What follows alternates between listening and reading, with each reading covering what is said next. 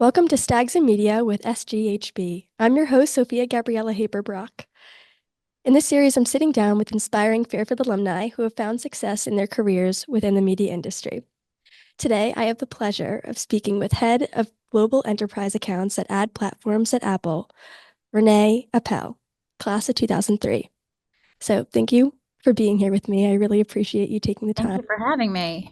You have such an incredible career. Your past work experience includes CBS Sports, NBC, Pop Sugar, Hearst Magazines, and and finally Vox, and now you work at Apple. So I'm just really excited to get to hear about your experiences and inspire students with your career insights. So first, can you start talking about your role at Apple right now? I Sure. know you've worked there for the last 9 months. What do you do on a day-to-day? Yeah, absolutely. So Apple is a, a machine, a beautiful company to work for, and a very private organization. So I'll top line it a little bit, but I my role is to run our global accounts group, and for that, it's a set of accounts that meet a certain criteria. That one of which is that they have a distributed buying model, which means we provide them client servicing in market, but from a unified perspective. So they'll have folks in different regions that help them get the most from their Apple relationship in region while still having a singular perspective on that account across Apple. So that's what I do here. Wow, yeah. And what is it like? I know you said that it's such a strong company. What is it like working at Apple versus other companies? It's a top Yeah. company in the world. Do you, and how do you feel about that about yourself too, that you have to hold this standard to the Yeah, absolutely. It's an honor, right? Like I think anyone who's fortunate enough to work at a company like Apple feels that privilege every day, and comes hopefully with to work with that reverence and that respect for all that have come before us and all that currently help hold Apple to the standards and ideals that make it such a household name and such a consumer first company that has earned its place in the the landscape by being a company that's built on ideals and stays really true to all of those principles, and we apply that to all parts of our business. So first and foremost, I think it's certainly an honor and one that everyone here takes seriously, but it's also a joy. There are a lot of brilliant people here who are passionate about the work they do, and committed to their efforts as being part of contributing to the larger success of our organization. So partnering and working day to day with people like that is really inspirational. I've been fortunate enough to be at a lot of big name companies, as you shared, CBS, NBC, Hearst, Vox, et cetera. And so I've always felt really privileged and proud of the organizations that I've represented, and Apple certainly, no exception to that. Yeah, that's so nice. Yeah, and doing research for this podcast, I heard that you were on different podcasts talking about like your values and how that is so Yeah, important. The things that you said about equality of someone who works at Apple.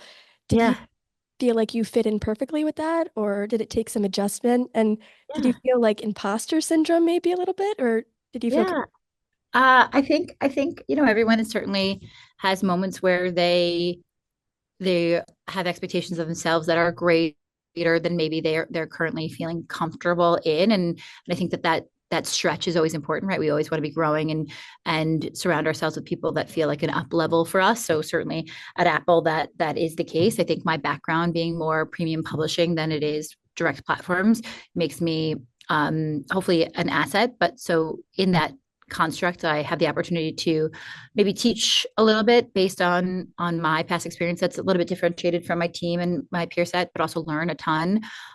So I'm really privileged to be in a place in my career where I still can learn a lot about the marketplace and any given organization while still affording those around me the opportunity to learn from my experience as well. So I think in that sense, Apple has welcomed me in, and I feel really at home because um, the uniqueness of my past experience has afforded me an opportunity to feel like there's a place for me here. But also the folks, as I said earlier, being brilliant and passionate from a values based perspective means that, like me, these people care about what we're doing and what we're putting out there and our role in the ecosystem. And so that feels very familiar to me and really a place that I find really welcoming because we have the ideas, same shared ideals of like what we do matters, and we should be intentional about that. Mm, yeah. Yeah, that's really nice. Yeah, it's really nice to have that balance between being a learner and also a teacher. Um, Yeah, and this perfectly flows into talking about Fairfield because I feel true. like Fairfield Jesuit values, stuff like that. So Yeah, every student at Fairfield knows those things. Can you talk about your experience at Fairfield? And I know you majored in communication. I Um, did. talk about your major, what classes, your involvements. Yeah, absolutely. Um, I think similarly as you drew the parallels, what drew me to Fairfield was the idea that it was a community first, right? All the companies I've worked for really felt like a shared goal and a shared mission meant that we were all sort of in this community together. And I really loved that about Fairfield, the Jesuit ideals, both from um, the principle of doing good and your role in society and your role in the campus as somebody who adds value was something that I was really drawn to, but also the idea that like you learn through questioning, you learn from the experience, you learn from doing and thinking and not necessarily a rote memorization, but a real like integral understanding of core principles and learning more by virtue of being curious.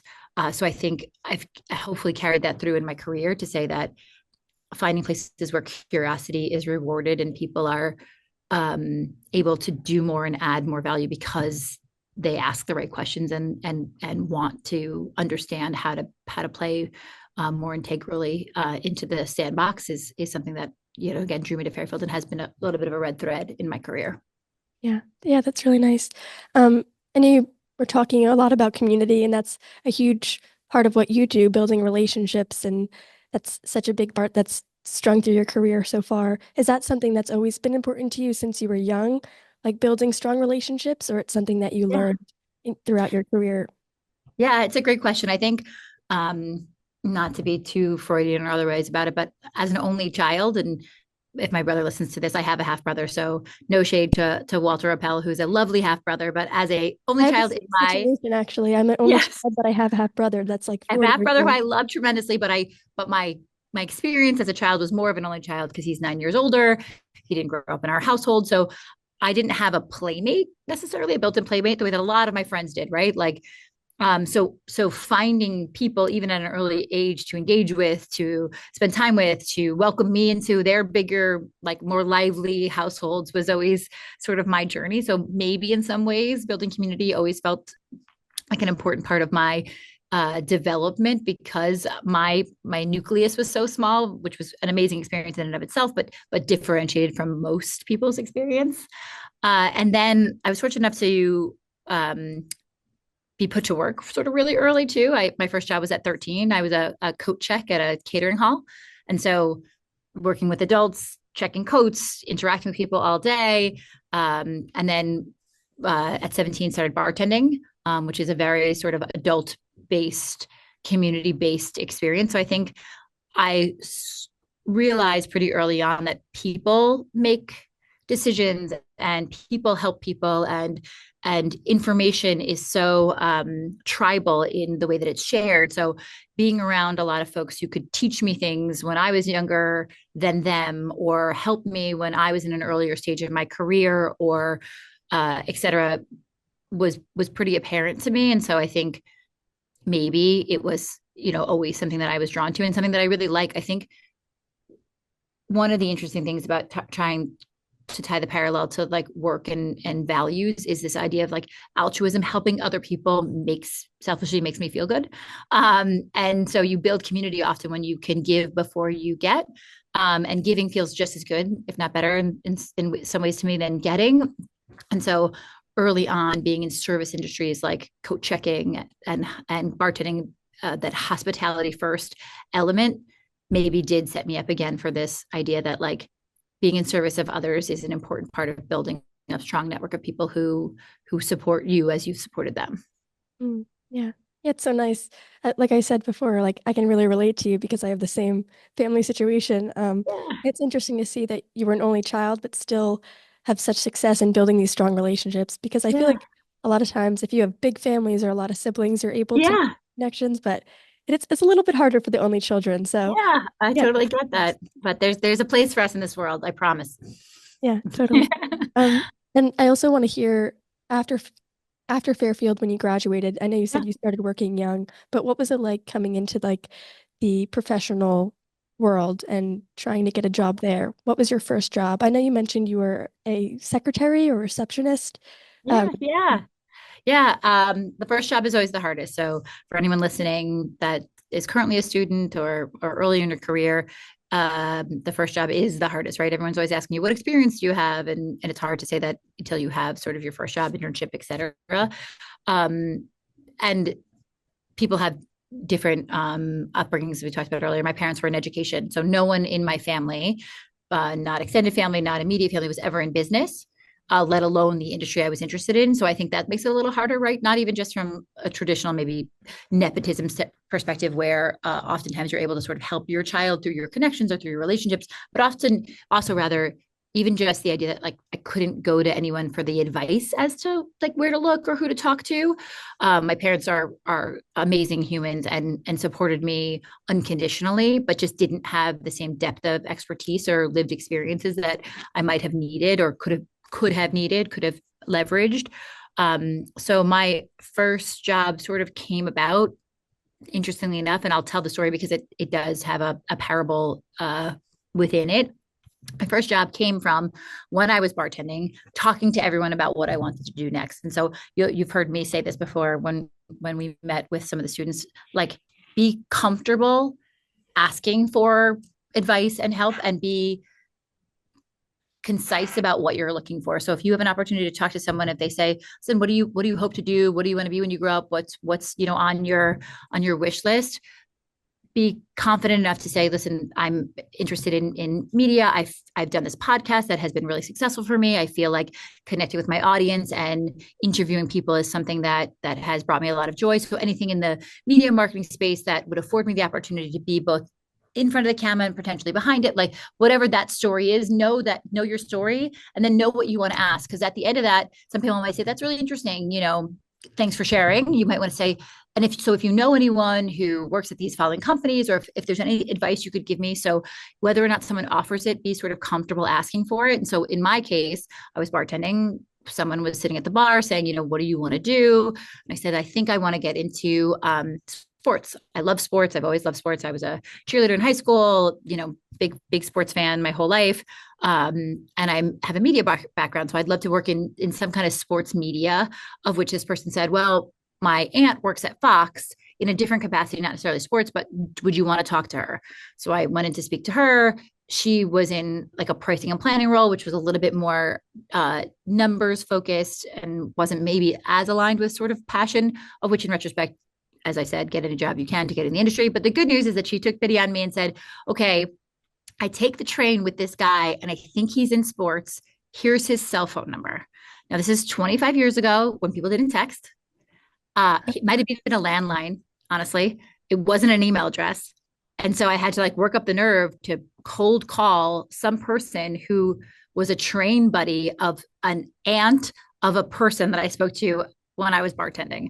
wow. So again, getting up that nerve, I have that call. He says, yeah, actually come in. I want to meet you. So I drove into the city, met with him. He said, I'm not really hiring, but my buddy's assistant is retiring. Let me call him and see if he's started to interview for that role yet. Calls him with me sitting in the office. He's like, he's free now. Why don't you walk over there? So I walked 20 blocks from CBS local to CBS national and had an interview that lasted a long time, was really sort of prepared and had to build the confidence and the gusto to sort of feel like I deserved these opportunities and showcase the value that I could bring to them. Glamour aside, being an assistant isn't all that glamorous, but it was a really amazing opportunity. And then just tried to add as much value as humanly possible. I was the first one in, I was the last one out. I was, what else can I do for you? What else can I learn? And I was just really fortunate to have had those series of sliding doors that worked in my favor. But I also think you make your luck. So being prepared to take advantage of opportunities and knowing that if the right place and right time align for you, how are you going to capitalize on that moment? How are you going to pay that both back in the moment and forward in the future, right? So Mm. now I try and do my best to continue that flywheel for others. Yeah. Yeah, that's such amazing advice. And it's so incredible that just through talking to people and making those connections, you were able to, oh, and also working hard, that's a huge part of it. But Yeah. what do you think in those conversations, being pushed forward to the next person, what do you think was special about you? Why did they want to give you a chance? Yeah, I hope that I bring a lot of energy to anything I do. I think that the passion that I have hopefully comes through. I believe in preparedness. So like the interviews that I went for both at Fox and then CBS Local and then on the way to CBS National, I was looking everything up. I was taking copious notes. I was really trying to show that it mattered to me and that the effort that I put into this conversation would be indicative of the effort that I would put in for them as an employee for them. So I think, you know, you want to be comfortable and authentic to yourself, and that's an important part of coming across as somebody that people want to help people who feel authentic. But I think the reverence and respect you show by coming up to a conversation, to a situation really prepared and really engaged with showcasing the value that you provide relative to what you think the value is that they need, hopefully is what drove some of these people to take a chance that they felt like, but if I give this person a chance, they're not going to squander it. I think that's the hardest part, honestly, now that I've been on both sides of that. You just don't want to advocate for somebody internally with a friend or otherwise who don't think is going to, deliver. And you also just don't feel as compelled to help someone else who doesn't feel like they're really excited about helping themselves. So the other piece of advice I guess I would render that has certainly proven out for me is just demonstrate value and respect and commitment so that people know that you're someone they can count on. Mm. Yeah. Yeah, that's fantastic advice. And what is something right now that you're learning that might be a little bit challenging for you, but you're learning and growing through it? Yeah, pacing. So I run hot. I talk fast usually. I'm easily excitable. I have a penchant for change and for progress and for deliverables. Apple is measured and thoughtful and very, very considered in the way that we bring things to market, the way that we approach things. And so one of the things that I am actively working on is finding that pace for myself so that I can operate within our standards and our culture while still being, again, authentic to myself and still feeling like I am progressing and delivering on expectations. How are you overcoming that now? Trying to be More measured, yeah. yeah. Um, the one of the harder parts is the presentation part of it, right? Like when I get excited about something, the speed of my voice and the tone, I sort of can let myself talk quickly because I can't wait to share what we have to say. And so I am working on maybe practicing a little bit more. I used to just sort of do a little bit more off the cuff because I felt like, again, the passion, the the preparation that I put into something meant that I could wing it a little bit more. I am learning that like that leads itself to me getting overly excited and overly chatty or being in a pace that doesn't afford people the opportunity to absorb what I'm saying the same way. So unfortunately, I have to be a little bit more purposeful and oftentimes practicing honestly forces you to slow down in a lot of ways.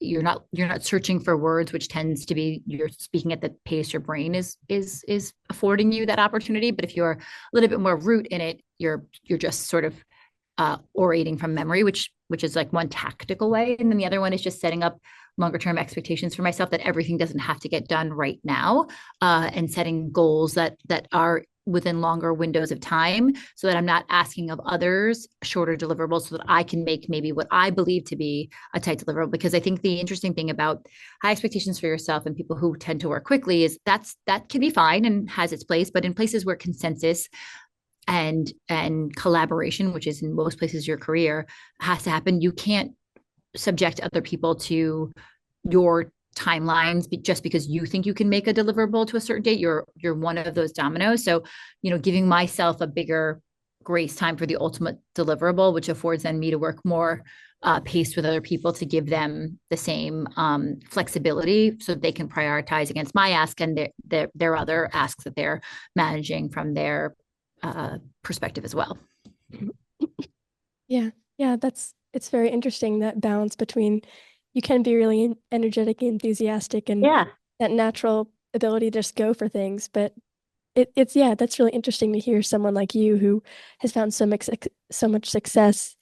How do you take upon a challenge and really Yeah. make change? Because it's Yeah. very difficult, especially when you're older and you are Yeah. setting the way, and Yeah. especially for you, it's so natural for you often to just do really well. So, Yeah. Yeah. And I think that that's another interesting part. Like always just take feedback. I think feedback is such a gift. It's an opportunity to continue to grow. And yes, we've all sort of had varying levels of success and you should be proud of it. And as I've said it a couple of times, authentic to your stuff and your style, but you're never too old to learn. You're never too far along in your career, never too good at anything to not get better at it. And so I really try as much as I can to work on delivering for my team and meeting my goals and expectations, but refining my go to market and my professional skill set because it's a joy to learn.